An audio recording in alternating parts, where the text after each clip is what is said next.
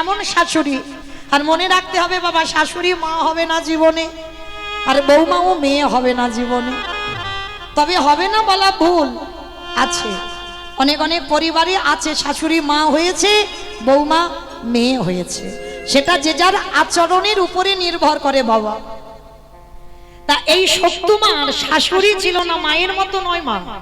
শাশুড়ি সে সবসময় শ্বাস উড়িয়ে দিত, আর স্বামী তো সে স্বামী নয়, মদমাতাল, সন্ধ্যায় বাড়িতে থাকে না, কত রাত বাইরে রাস্তায় কাটিয়ে দেয়, এমন স্বামীর ঘর পেয়েছিল শক্তিমা।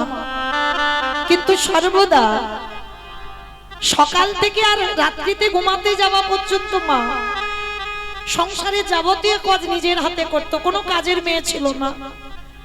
অতুল সম্পত্তি ছিল, দোতলা বাড়ি, পাথর সেটিং করা। কিন্তু মা কি করতো জানো?